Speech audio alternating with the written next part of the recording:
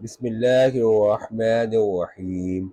قد أفلح المؤمنون الذين هم في صلاتهم خاشعون والذين هم عن اللغو معرضون والذين هم للزكاة فاعلون والذين هم لفروجهم حافظون إلا على أزواجهم أو ما ملكت أيمانهم فإنهم غير ملومين. فمن ابتغى وراء ذلك فأولئك هم العادون والذين هم لأماناتهم وعهدهم راءون والذين هم على صلواتهم يحافظون أولئك هم الوارثون الذين يرثون الفردوس هم فيها خالدون. ولقد خلقنا الإنسان من سلالة من طين ثم جعلناه نطفة في قرار مكين ثم خلقنا النطفة علقة فخلقنا العلقة مضغة فخلقنا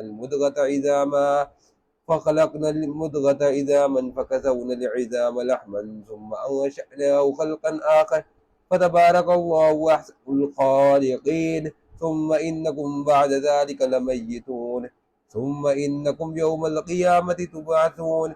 ولقد خلقنا فوقكم سبع طرائق وما كنا عن الخلق غافلين وأنزلنا من السماء ماء بقدر فأسكناه في الأرض وإنا على ذهاب به لقادرون. فأنشأنا لكم به جنات من نخيل وعناب لكم فيها فواكه كثيرة ومنها تأكلون وشجرة تخرج من طور سيناء تنبت بالدهن وصبغ للآكلين. وإن لكم في الأنعام لعبرة نسقيكم مما في بطونها ولكم فيها منافع كثيرة ومنها تأكلون وعليها وعلى الفلك تحملون. ولقد أرسلنا نوحا إلى قومه فقال يا قوم اعبدوا الله ما لكم من إله غيره أفلا تتقون. فقال الملأ الذين كفروا من قومه ما هذا إلا بشر مثلكم يريد أن يتفضل عليكم ولو شاء الله لأنزل ملائكة ما سمعنا بهذا في آبائنا الأولين إن هو إلا رجل به جنة فتربصوا به حتى حين. قال رب انصرني بما كذبون.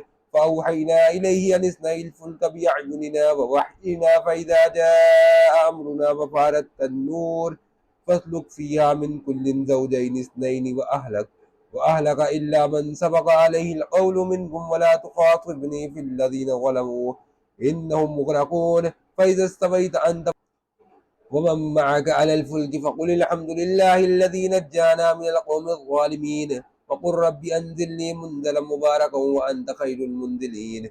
إن في ذلك لآيات وإن كنا لمبتلين. ثم أنشأنا من بعدهم قرنا آخرين فأرسلنا فيهم رسولا منهم أن اعبدوا الله ما لكم من إله غيره أفلا تتقون. وقال الملأ من قومه الذين كفروا وكذبوا بلقاء الآخرة وأترفناهم في الحياة الدنيا ما هذا إلا بشر مثلكم يأكل مما تأكلون منه ويشرب مما تشربون ولئن أطعتم بشرا مثلكم إنكم إذا لخاسرون. أيعدكم أنكم إذا متم وكنتم ترابا وعظاما أنكم مخرجون هيهات هيهات لما توعدون إن هي إلا حياتنا الدنيا نموت ونحيا وما نحن بمبعوثين إن هو إلا رجل افترى على الله كذبا وما نحن له بمؤمنين.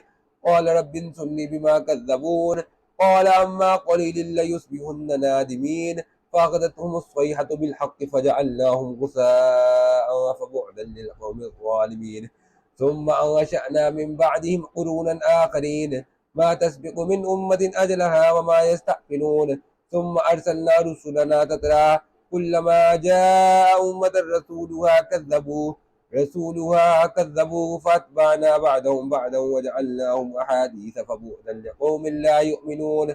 ثم أرسلنا موسى وأخاه هارون بآياتنا وسلطان مبين إلى فرعون وملئه فاستكبروا وكانوا قوما عالين فقالوا أنؤمن لبشرين مثلنا وقومهما لنا عابدون فكذبوهما فكانوا